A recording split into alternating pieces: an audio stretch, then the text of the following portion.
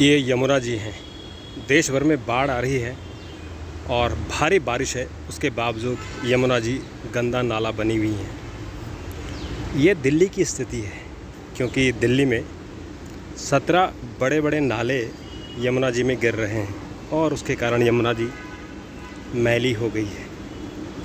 दरअसल यमुना जी को कोई भी देखे उनके आंखों में आंसू आ जाएंगे, क्योंकि जब यमुना जी यमुनोत्री से आती है तो कल कल छल छल करती हुई आती है। इतनी निर्मल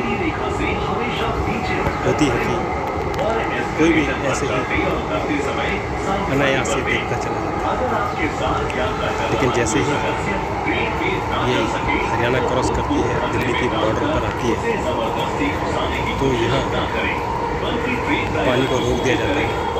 आधा पानी हरियाणा ले लेता है और आधा पानी दिल्ली। उसके बाद यमुना में पानी नहीं रहता। दिल्ली के 17 नाले यमुना में गिरते हैं और उसके बाद यमुना में हाथ लगाना भी दूर की बात है, यहाँ खड़ा होना भी मुश्किल हो जाता है। इतनी बदबू आती है, झाग ही झाग होता है। कुछ इसमें एक अनुमान है कि दिल्ली का करीबन 800 मिलियन टन कचरा और जो अनट्रीटेड वाटर, अनट्रीटेड जो सीवर वो यमुना में उड़ेगा जाता है।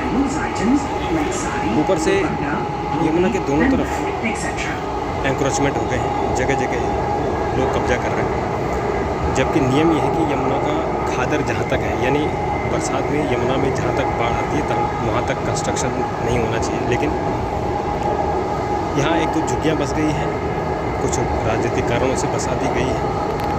और जो ये आप देख रहे हैं, ये मयूर विहार का इलाका है, जो सबसे प्राइम लोकेशन है दिल्ली का, दिल्ली का हार्ट है।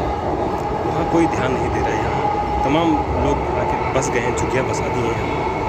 और जो खेती के नाम पर और किसान के नाम पर, कुछ तो किसान है ओरिजिनल जिनके ये खेती थी और उनसे एक्वायर कर ली गई थी, लेकिन अभी भी वो खेती करते हैं। लेकिन इसके अलावा जो दूसरे लोग आ रहे हैं, ये भी कहा जाता है कि कुछ रोहिंग्या भी यहाँ कब्जा कर रहे हैं। वहाँ किसी का ध्यान नहीं जा रहा है।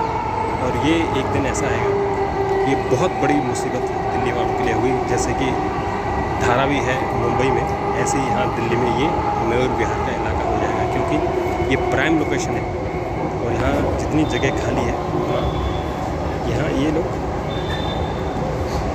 एंक्रोचमेंट कर रहे हैं। इसको देख के बड़ा दुख होता है। आज हमारे एक नेताजी हैं किशोर उपाध्याय, वो कह रहे थे कि यमुना गंगा हमारी बहन है, बेटी है, और जो समाज अपनी बहन बेटी की रक्षा नहीं कर पाता वो नालायक है। जैसे आजकल बांग्लादेश में हो रहा है, हमारे हिंदू बहनों का, माताओं का बलात्कार हो रहा है और पूरे दुनिया के हिंदुस्तान देख रहे हैं, ट्विटर पर और सोशल मीडिया पर खेल कर रहे हैं और वहाँ उनकी जानें जा रही हैं।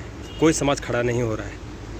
तो ऐसे समाज नालायक, नानत है ऐसे समाज पर, जो समाज अपनी बहन बेटियों की रक्षा नहीं कर पा रहा है। तो यही बिल्कुल सही बात उन्होंने कही। हम जो यमुना और गंगा हमारी बेटी है, हमने मायके से भेजा और हम उसकी रक्षा नहीं कर पा रहे हैं। यहाँ दिल्ली में देखा हमने कितना इस पर प्रदूषण, जल प्रदूषण, कचरा, कूड़ा सब पड़ा हुआ है। और हम यहाँ दिल्ली यमुना एक्शन प्लान के नाम पर करोड़ों रुपए खर्च हो रहा है, लेकिन कभी भी उसका सोल्यूशन नहीं निकल पा रहा है। पैसे खाने के लिए सब लोग तैयार बैठे हैं। और ये सामने इतना बड़ा ये जो खादर है, इस खादर में दुनिया का सबसे बड़ा जो मोन्यूमेंट है, अक्षरधाम मंदिर बन गया है। जबकि सुप्रीम कोर्ट का आदेश और जो हमारा पर्यावरण के जो कानून हैं, उन कानूनों के अनुसार यमुना के खादर में कोई भी कंस्ट्रक्शन नहीं होना चाहिए था। लेकिन इतना बड़ा कंस्ट्रक्शन हुआ, क्योंकि उस वक्त लाल कृष्ण आडवाणी गृह मंत्री थे और ये गुजरात का अक्षरधाम मंदिर है, तो उनको यहाँ जगह अलॉट कर दी गई। अब उन्होंने कई एकड़ों में सारा एक तो मंदिर बनाया, ऊपर से यहाँ उन्होंने कंस्ट्रक्शन करके सीमेंटेड करके पार्किंग बना दी। और उसके पीछे फिर जब कांग्रेस के ज़माने में जब कॉमनवेल्थ गेम हुआ, तो यहीं खेल गाँव बनाने का ठेका दे दिया। और अब अक्षरधाम और उसके सामने कॉमनवेल्थ गेम के क्वार्टर है, और उसके साथ साथ फिर मेट्रो ने भी अपने यहाँ क्वार्टर बना दिया। तो पूरा यमुना का खादर चला गया। और इधर झुग्गियाँ घेर रही है दोनों तरफ से, सरकार की तरफ से भी, संस्थाओं की तरफ से भी और झुग्गियों की तरफ से भी यमुना को घेरा जा रहा है। यमुना जी तो फंस गई है, इतना बुरा हाल। अब अभी पेरिस में आप देखिए, पेरिस के बीचों बीच जो नदी बहती है कितनी साफ़ सुथरी है, और ऐसे जो ब्रिटेन के अंदर, लंदन के अंदर जो नदी टेम्स नदी बहती है कितनी साफ़ हो गई है। ऐसे हम क्यों नहीं यमुना जी को साफ़ कर सकते हैं?